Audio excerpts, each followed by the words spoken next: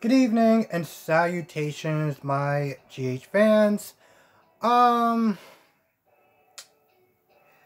let's talk about Finn and Curtis. Now, here's the thing with Curtis.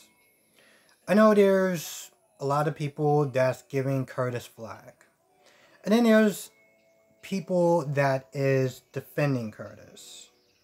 And I'm looking at it from both sides. Okay?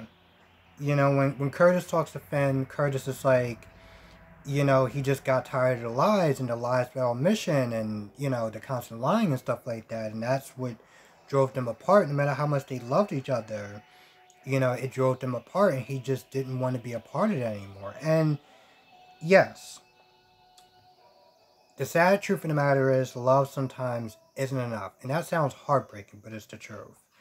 And, you got to give the guy credit for being in a situation or looking at the situation, knowing that that's the way it's going to go moving forward and having the courage to decide to not want that for his life. Jordan did set that stuff up and he felt the way he did. So on one hand, I can't sit there and knock him for his decision. Honestly, to tell you the truth, at the end of the day, I can't knock him for his decisions. But when Curtis is like, I'm not a person that easily gives up, and I'm like, I don't want to sit there and say that he gave up too easily, but like, the dude didn't even sit there and try to want to work on his marriage. And in a lot of ways, it felt like he just checked out. He didn't even sit there and bother to do the whole couple marriage counseling. He didn't even attempt that. He was just like, nope, nope, not doing it. And, for him to sit there and say, like, he doesn't give up easily, and then he's sitting there saying, like, I wonder if I could have tried more. It's like, yes. Yeah, you could have. Like, I get the fact that he got tired of the lies and everything like that. And trust me, it's not even just, I read the comments, at the bottom, in the comment section and just from other people, but I just looked at it. It was like, I get where he's coming from. Because here's the thing, this isn't the first time that Jordan has kept him as arm's length as far as something that was going on. And yeah, I do get the fact that, she said that she couldn't share certain stuff with him as far as, her being a cop, but had no problem with Taggart just being like, hey, you want to look at some of these police files so we can, try to get Cyrus? Had no problem with that. So I get the double standards. But when he sat there and said that he couldn't, I felt like I could have did more. I don't want to feel like I could have did more. It's like, well, you could have, but whatever. So that's just something that's just how I feel about the situation. Now, they did talk about Anna a little bit, but not really that much. It was, honestly, to tell you the truth, I can't even remember some of the stuff that Finn was talking about Anna. It just seemed like it was more about Jordan. So to be honest, if they did talk about Anna more, please let me know. Because to be honest, I'm not going to lie. Curtis kind of overshadowed the conversation with Jordan. At least for me. Now on the other side of town, you got Jordan and Portia talking. Portia just brings up the fact that, just to let you know, Taggart knows about the whole me and Curtis thing. Just in case anything comes up. Now, they don't really talk about much importance, or at least that I can remember. But they do talk, Jordan does admit, that she, failed her marriage. She kept, Curtis at arm's length. She kept lying. She kept lying about mission. She lied to sit there and say it was about her job. But, in a lot of ways, it was about her, So she does, take credit for, her part in their ending of their marriage, And it sucks. It sucks. Because the one thing that really sucks in any relationship, no matter the good intentions or whatever, it sucks when you realize too late. It absolutely sucks. It just makes you feel like a failure even more. That's the best way I could sit there and put it. But Portia does offer her friendship and just somebody to vent to or whatever, and so that's cool. And that pretty much ends that scene. Now let's talk about the Michael and Willow scenes, because here's the thing that somebody somebody pointed out in the comment section that listen, if Willow was feeling the way she was feeling, she could have told Chase before she decided to have sex with Michael. Like, she could have told him how she was feeling, because here's the thing, she was feeling that way for a while. Okay, she was feeling that way for a while. And the whole time, Chase is sitting there thinking that he has a shot with her, they're going to get back together, it's going to be like it was, but even better and everything like that. She felt like that for a while. And then you just wind up having sex with Michael. But yet this guy, I felt like in some sort of ways that she was kind of stringing him along. And I don't think that she was, obviously she wasn't doing it like to be malicious or anything like that, but she still did it. And then afterwards, after they have sex, she's like, I feel bad, because I didn't really tell, Chase about this, how I was feeling and stuff. And, he's not there thinking that we're working things out. And the whole time I'm holding back, it's because of you. And I'm like, yes, you should feel bad about that. Like, don't get me wrong. You shouldn't feel bad for how you feel as far as your feelings for Michael, but how you went about it, yeah, you should. Because not that long ago, you were angry at Chase for what him and Sasha did. But yet you're sitting there stringing this guy along, thinking that everything is all good.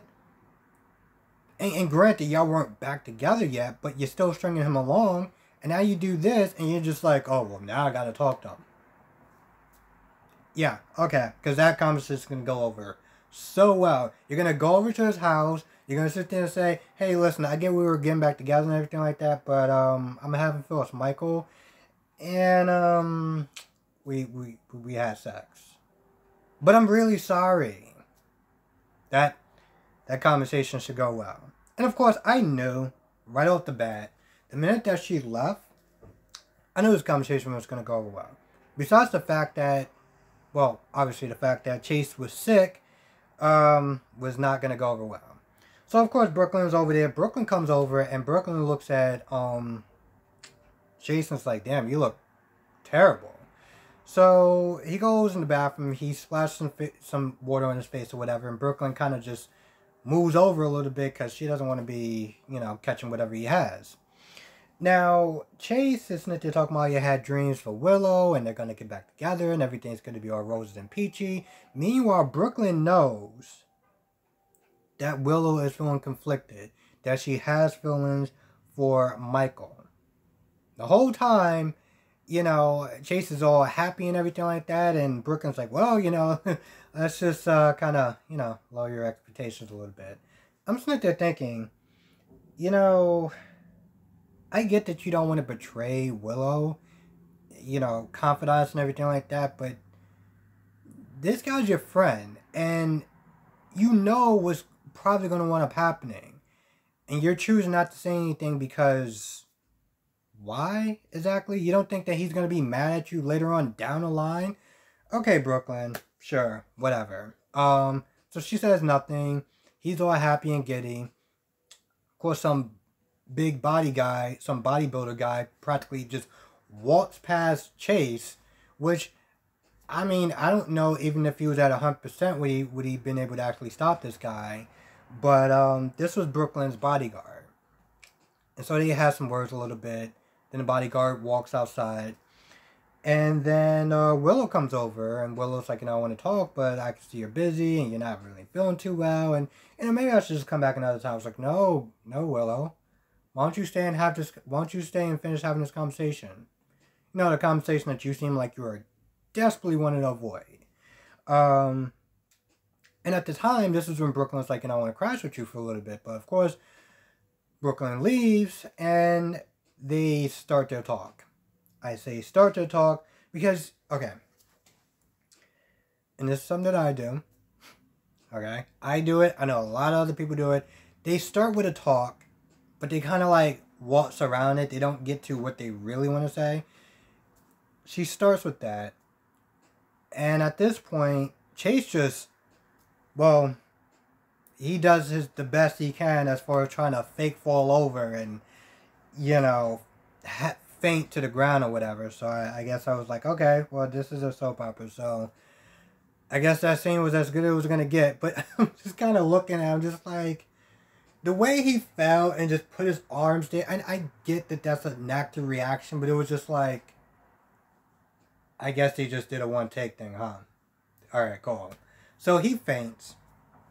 And before she really can get a chance to say what she's going to say, you know, she gets interrupted by him fake fainting on the ground. So, that was a thing. And Mike was there talking to, Wiley, which is a lot older. Man. I still remember when he was like a big, granted, if they used like the same actor or whatever, like, this guy grew. Jesus Christ, he grew. But anyway, you know, Michael's like, you know, this is going to be our new home, and me and Will are going to be a family, and everything's going to go well. And I'm just like, well, damn it, Michael. And I mean, damn it, like, Michael just seems like he just usually is going to get the short end of the stick. No matter, you know, who he is dating, he's always going to get the short end of the relationship. And I'm just like, you know what? Thank goodness that this is, like, fake and that he actually is with a real-life beautiful woman. Because, Jesus Christ, Michael just... And we all know how this is going to go. So...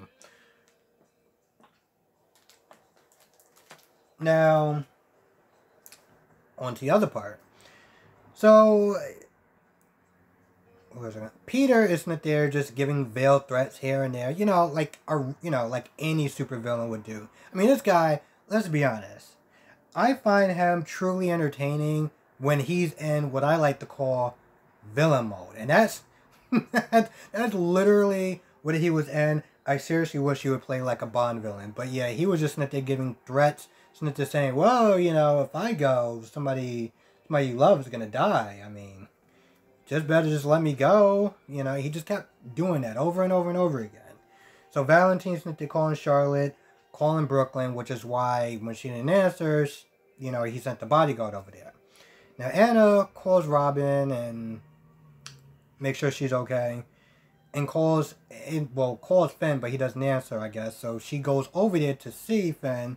He's fine, and she called Valentine up, and of course they have this awkward conversation or whatever, but she called Valentine, and, you know, she's like, well, you know, everything is fine, and, you know, we're going to proceed with the plan.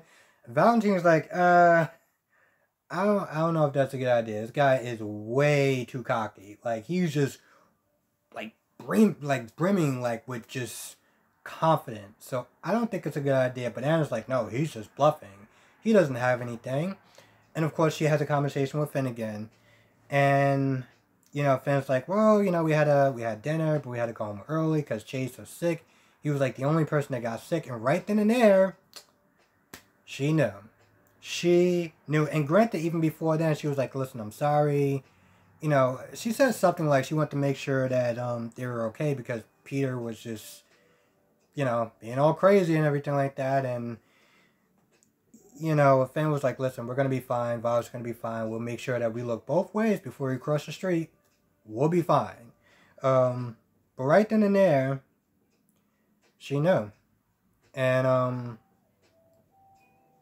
yeah, I mean, this is just one of those things. I think Finn did say something about, like, lies of omission or whatever, and you gotta have trust or something like that. Like, again, his whole scene was kind of overshadowed as far as him sharing anything, because Jordan was the main, you know, topic of the day. So, but yeah, now she knows, and, it's gonna be interesting. Oh, and in case anyone cares, Brooklyn came over because she was annoyed with Olivia constantly hovering and just being like, well, her usual over the top self, which is why she came to Chase's place. So I guess she's gonna go back to overbearing Olivia because why not? Now, the last scene, which, not gonna lie, was okay to an extent, was Britt and Maxie. Maxie's pretty much freaking out. She thinks that Peter's gonna use the money that he's gonna sell from the invader to move away and somehow take Maxie along with her because I'm not gonna lie, I don't know why, but she's freaking out. And then Liesl comes over. And Liesl's like, listen, I want to sit there and help out. You know, you and the baby, I want to make sure you're fine and everything like that. I'm sitting there thinking the whole time, why are we not including Liesl into this? And Liesl's smart as hell. I get like the less people that know, the better. But like, this whole time, she wants to make sure everything is good. And Maxie pretty much kind of does her best to kind of like back her off. Like, you know, she offers to live with Maxie and, you know, examine herself. And she's just like, no, I don't want you doing that. I just want to go home. And finally, you know, she convinces Liesl to back off because she talks about her experience with Faison. And just, she goes into this whole history that I'm just not going to get into. But the point is, yeah, not going to lie, it doesn't really go anywhere. Most of this stuff doesn't really go anywhere. The only thing of importance that happens is that Britt's condition is getting worse. I don't remember who dropped their purse, but when Britt went to go pick it up, she was like in a huge amount of pain. A huge amount of pain. And Liesl was like, are you okay? And everything like that. And, you know, she was like, she's fine.